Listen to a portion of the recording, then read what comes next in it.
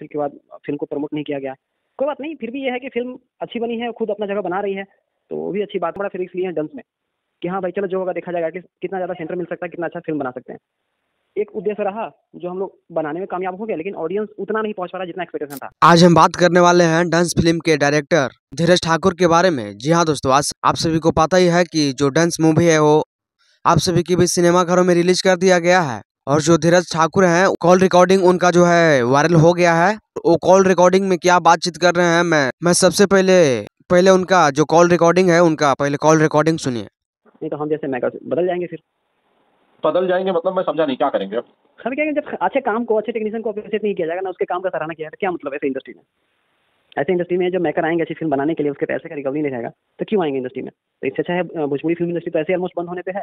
अब album industry रहेगा, album भी तो ऑलमोस्ट बंद ही होने पे है। तो फिर भोजपुरी का अस्तित्व ऐसे इस तरह से रहा तो फिर खत्म हो जाएगा ना, जो कि बहुत दुखद बातें हैं। हम लोग का भविष्य इससे जुड़ा हुआ है, तो हम तो अपने लिए मेहनत कर ही रहे हैं, लेकिन अब देखिए संजोग क्या बनता है, कहाँ क्या जाएगा, कुछ नहीं बोल सकते। इस कॉल रिकॉर्डिंग में आप सभी को पता चल गया होगा, लग गया होगा कि कैसे धीरज ठाकुर जो है वो खेसारी यादव से नाराज हैं और कुछ चीजों को बोलते हैं कि खेसारी यादव जो है वो बदल गए हैं।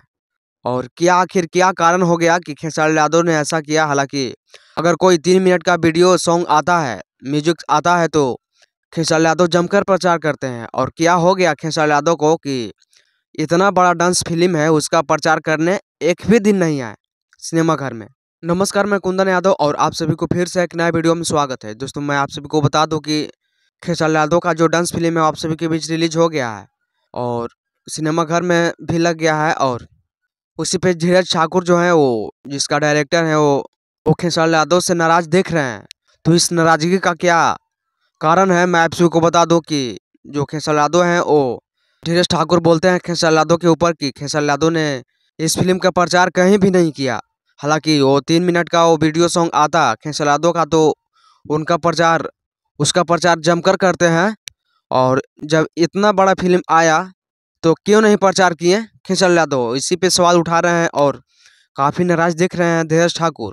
और करना भी चाहिए यार, नाराज भी होना भी चाहिए, क्योंकि खेसारी यादव का अगर कोई 3 मिनट का वीडियो सॉन्ग आता तो जमकर प्रचार करते हैं। और इतना बड़ा फिल्म आ गया फिर भी प्रचार नहीं कर रहे हैं। और पता ना क्या है इसके पीछे, मैं इसका रीजन तो नहीं बताऊंगा, पर क्या मामला खेसारी यादव का कुछ मामला होगा ये तो मुझे पता नहीं है।